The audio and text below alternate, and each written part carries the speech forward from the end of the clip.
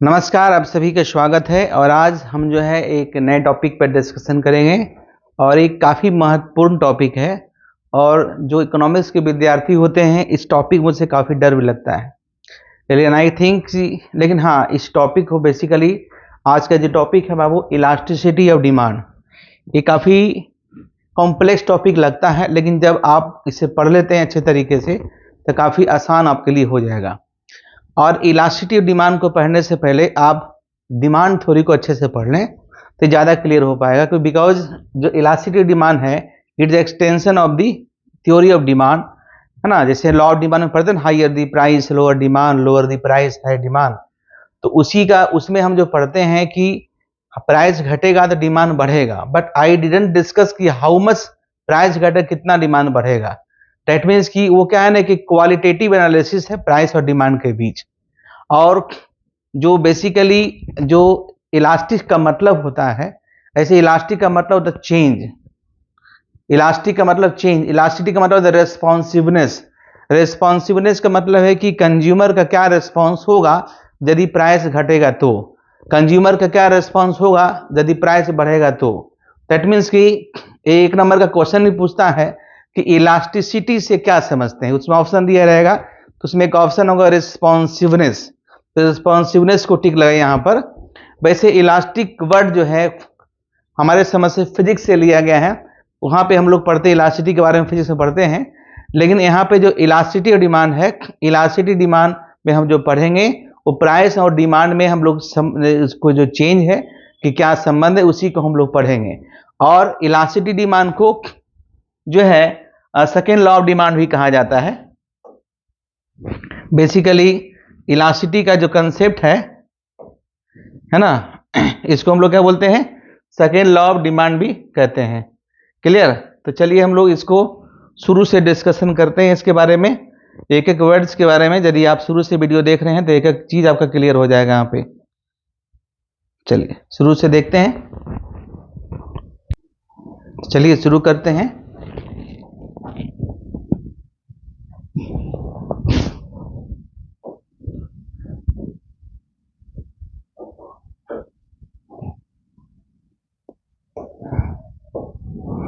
Elasticity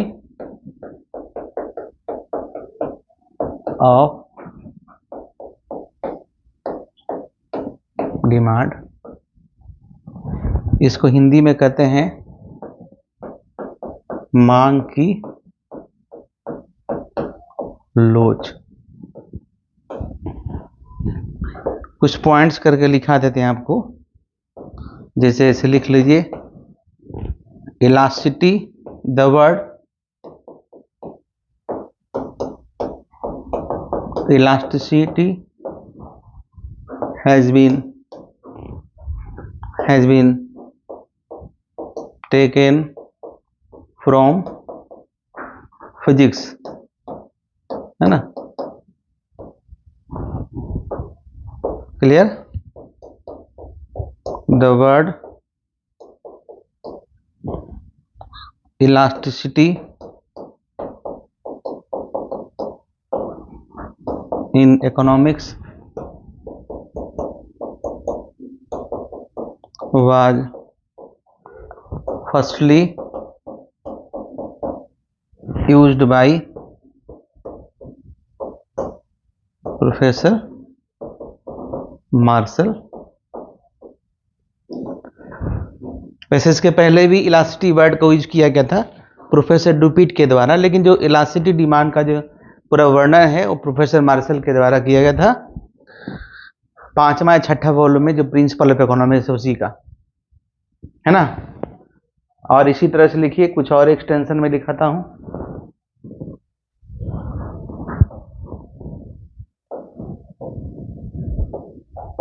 इस तरह से लिखिए पॉइंट वाइज करके, है ना, पॉइंट दे दीजिए। लिखिए इलास्टिसिटी मीन्स रेस्पॉन्सिवनेस, कैसे लिखिए, इलास्टिसिटी मीन्स चेंज, है ना, और रिस्पॉन्सिवनेस ऑब्जेक्टिव क्वेश्चन में रहता है responsiveness. Clear? Elasticity is extension of law of demand. लिख लीजिए, elasticity of demand is also known as second law of demand। Clear? Second law of demand. Elastic का मतलब रेस्पॉन्सिवनेस, इलास्टिसिटी और demand को, ये जो है एक्सटेंशन है, विस्तार है लॉ ऑफ डिमांड का, और इलास्टिसिटी डिमांड को सेकेंड लॉ ऑफ डिमांड भी कहा जाता है। ये सब पॉइंट वाइज कर लिए, जरूरी कि ऑब्जेक्टिव क्वेश्चन को सोल्व होते चला जाएगा। नेक्स्ट लिखिए, है ना,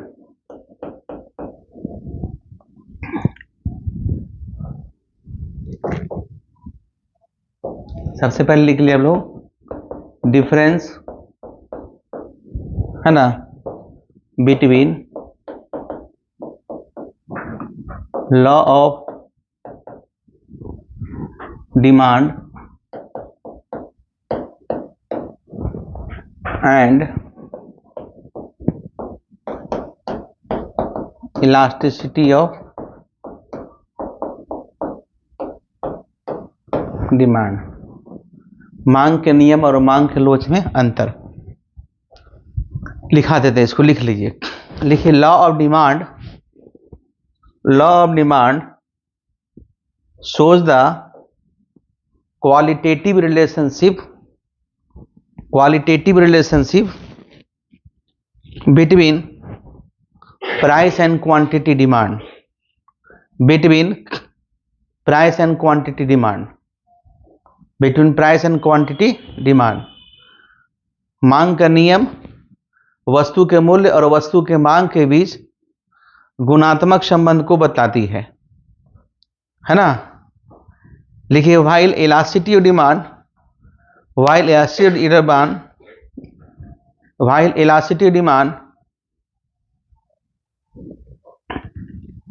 shows quantitative relationship between price and quantity demand, clear?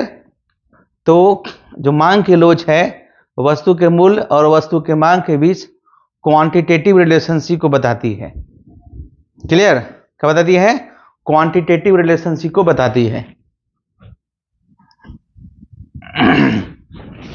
तो चलिए उसी को हम लोग देखते हैं आगे। सबसे पहले meanings of elasticity of demand, या भी लिखिए price elasticity demand.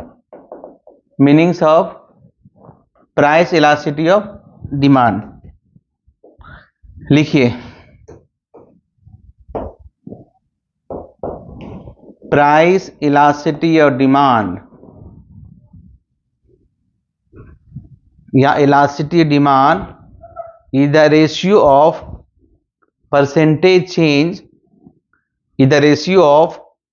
percentage change in quantity demand and percentage change in price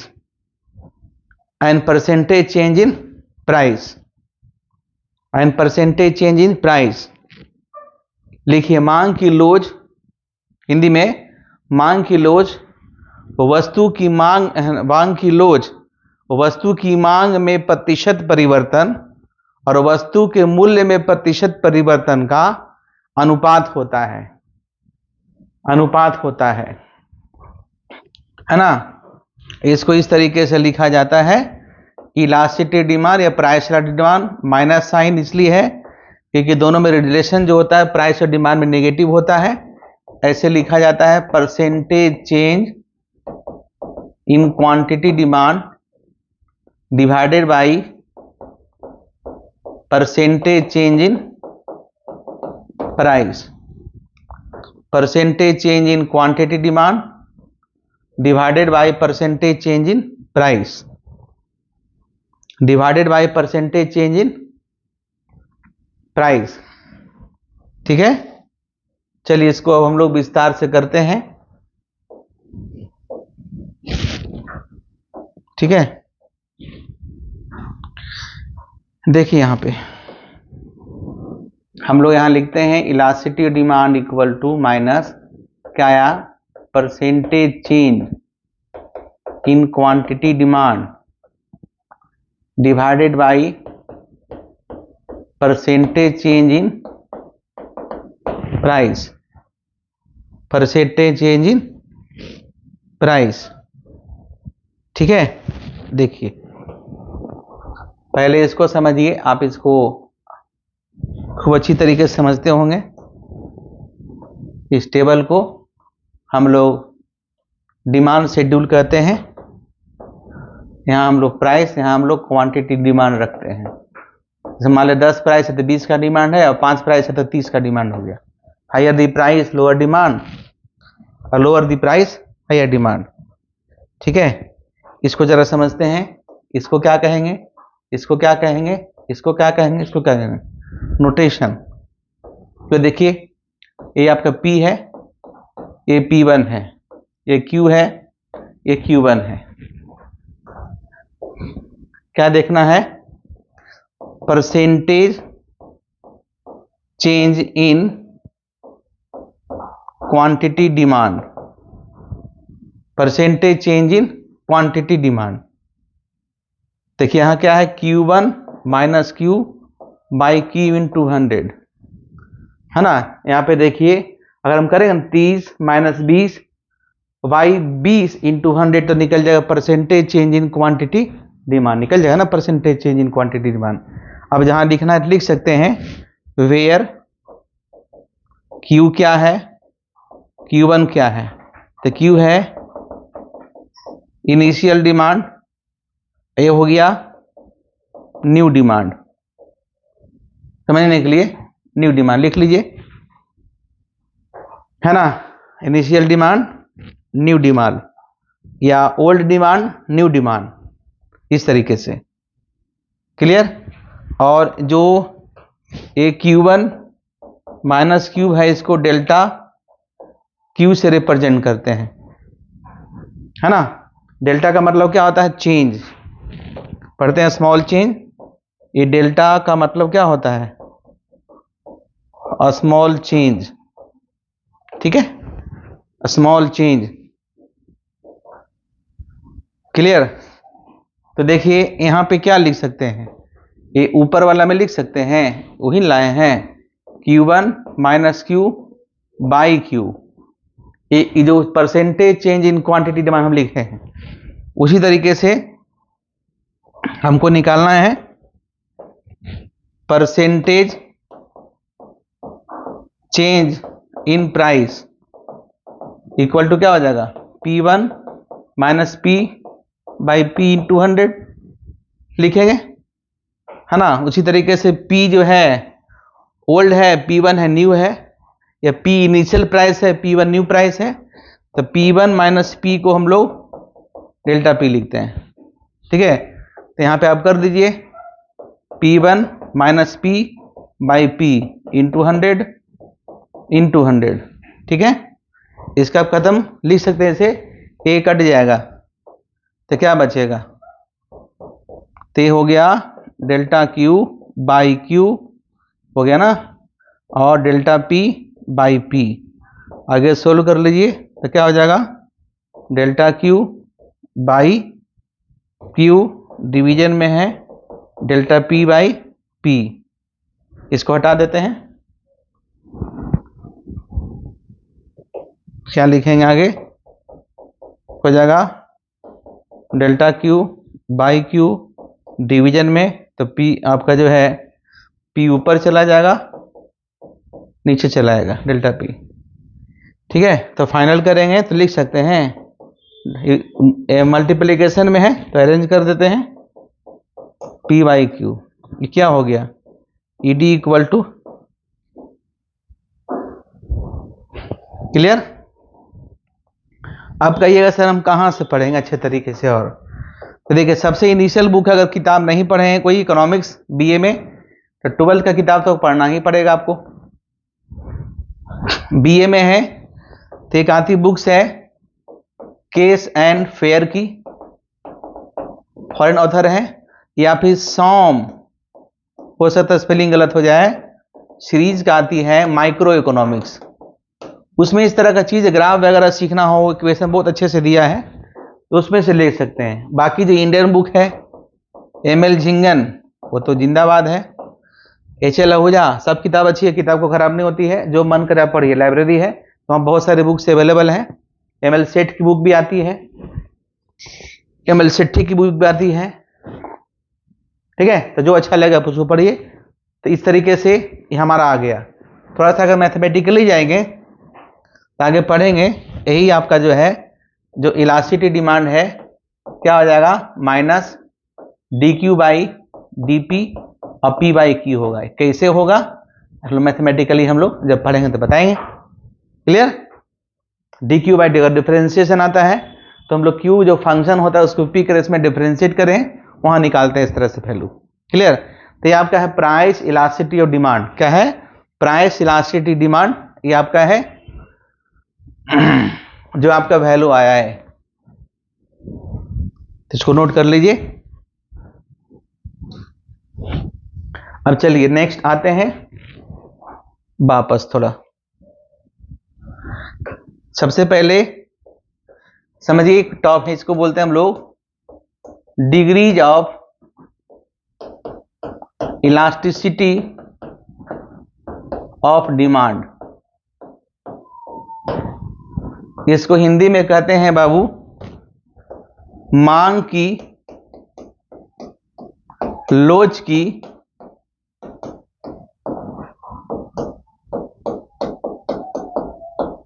श्रेणियां। क्या बोलते हैं, मांग की लोच की श्रेणियां।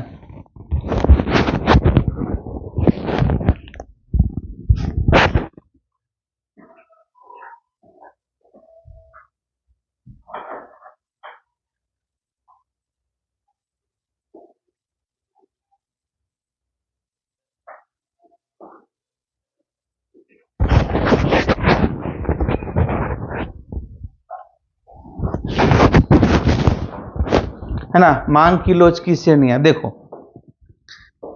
यदि ईडी का वैल्यू 1 हो या ईडी का वैल्यू मोर देन 1 हो या ईडी का वैल्यू लेस देन 1 हो या ईडी का वैल्यू इक्वल टू 0 हो या ईडी का वैल्यू इन्फिनिटी हो, तो क्या कहेंगे। इससे ऑब्जेक्टिव क्वेश्चन आता है कि देखो, देखिए इसको हम लोग कहते हैं यूनिटरी इलास्टिक डिमांड, मांग की इकाई लोच, है ना। इसको बोलते हैं मोर इलास्टिक डिमांड, इसको बोलते हैं लेस इलास्टिक डिमांड, इसको बोलते हैं परफेक्टली इन इलास्टिक डिमांड,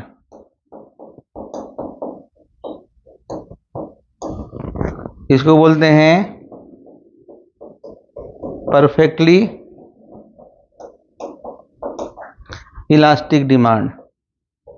दिया रहता है कि अगर ईडी का वैल्यू 1 हो तो इसमें कौन सा होगा, मोर देन 1 तो कौन सा, उसमें से टिक लगा सकते हैं। 1 नंबर 2 नंबर का क्वेश्चन पूछता है कंपटीशन वगैरह में भी, ठीक है। अब समझिए ईडी का वैल्यू मोर देन 1 है ना। तो देखिए अगर ईडी का वैल्यू मोर देन 1 है, इसका मतलब है मोर इलास्टिक, मतलब हिंदी में कहते हैं अधिक परिवर्तनशील।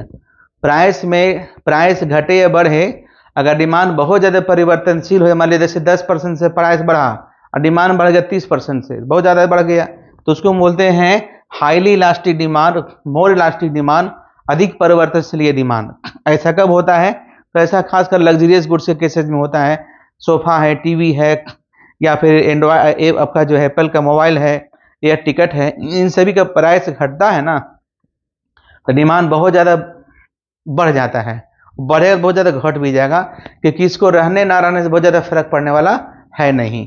उसी को उल्टा जो लेस इलास्टिक का मतलब है कम परिवर्तन, रोटी है, चावल है, दाल है, बूट पॉलिश है, दिया सलाखी, इसमें से कुछ सामान यूज नहीं होता है, लेकिन जिसमें इलास्टिक डिमांड का कंसेप्ट किया गया उसमें बूट पॉलिश का, जूता का, दिया सलाई का एग्जाम्पल दिया जाता था, है ना। तो जो नेसेसरी गुड्स होता है उसका डिमांड लेस इलास्टिक होता है। ये बहुत बार क्वेश्चन पूछा कंपटीशन में कि 80 का वैल्यू 1 होगा तो नेसेसरी गुड्स होगा, लग्जरियस गुड्स होगा, जो भी है ना। और equal to 0 inelastic, inelastic मतलब कोई परिवर्तन नहीं, है ना। ऐसा वस्तु जिसका कोई सब्स्टिट्यूट नहीं है तो उसका डिमांड क्या होता है, परफेक्टली इन इलास्टिक होता है। जैसे नमक, नमक का कोई सब्स्टिट्यूट नहीं है, हालांकि इस तरह की चीजें रियल लाइफ में बहुत कम पाई जाती है, इसलिए इसको हम लोग कम ही इस पर इम्फेसिस करते हैं, लेकिन नमक से एग्जाम्पल है। परफेक्टली इन इलास्टिक का मतलब होता है कि कहां तक डिमांड परिवर्तनशील होगा इसका वो अता पता नहीं है, है ना। इसको हम लोग मेजर करते हैं एग्जैक्ट वैल्यू नहीं, क्योंकि जैसे इसका मतलब है इन्फिनिटी, अनडिफाइंड। क्लियर। तो आगे इस पर हम डिस्कशन करेंगे पूरी अच्छी तरीके से। तो ये आपका बेसिकली है, हम लोग कुछ न्यूमेरिकल क्वेश्चन भी बना के दिखाते हैं कि सबका महत्व क्या है। ठीक है, चलिए देखिए एक क्वेश्चन लेते हैं बहुत सिंपल सा, है ना। देखिए लेते हैं क्वेश्चन, जैसे कि एक डिमांड शेड्यूल है ना। इसमें जैसे प्राइस दिया हुआ है, इसमें क्वांटिटी डिमांड दिया हुआ है, 10 है, 5 है, 5 है तो 10 है, इस तरह से है। अब पूछता है कि ये जो डिमांड शेड्यूल है बताइए कि किस तरह का डिमांड है ना, किस तरह का डिमांड है। तो देखिए हम लोग अभी अभी पढ़े हैं ईडी इक्वल टू क्या होता है, minus delta Q by delta P, P by Q. इसको ऐसे लिख सकते हैं और इसको हम लोग ऐसे लिख सकते हैं, अभी हम बताए हैं जस्ट माइनस साइन। चलिए अब इसको देखिए, इसको क्या कहिएगा, इसको आपका क्यू है, ये आपका Q1 हो गया, ये आपका P है, ये आपका P1 हो गया। इसका वैल्यू रखिए, देख कीजिए क्या है, Q1 10 माइनस 5, 5 माइनस 10, और P कितना है 10, Q कितना है 5, 5 दूना 10, माइनस साइन है, यहाँ पे बच गया 5 और माइनस 5 और 2/1, ये 5 5 भी कट गया, माइनस माइनस भी कट गया, तो क्या बचेगा ED इक्वल टू 2, है ना। तो 2 है, चूंकि सिंस द कोएफिशिएंट को बोलते हैं लोग कोएफिशिएंट ऑफ इलास्टिसिटी, डिमांड 2 है, इसलिए डिमांड क्या होगा, मोर इलास्टिक होगा, यह डिमांड क्या होगा, मोर इलास्टिक होगा। क्लियर। चलिए उसी तरीके से एक और क्वेश्चन देखते हैं।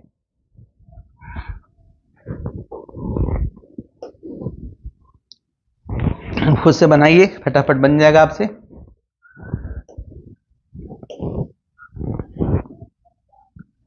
यहाँ P है, यहाँ Q है ना, और 10 है, 2 है, 8 है, 25 है, ऐसा है। तो Q1 हो जाएगा, Q1 हो जाएगा, और ये P है और P1 है। बनाइए खुद से, है ना। ED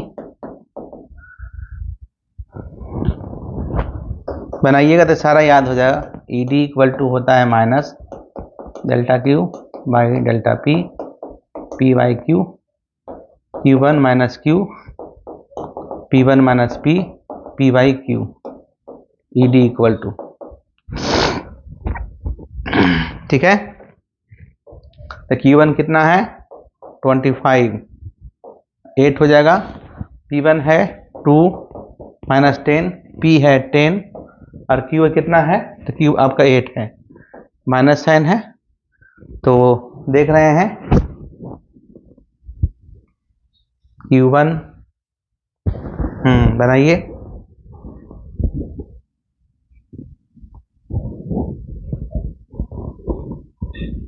बन जाएगा। चलिए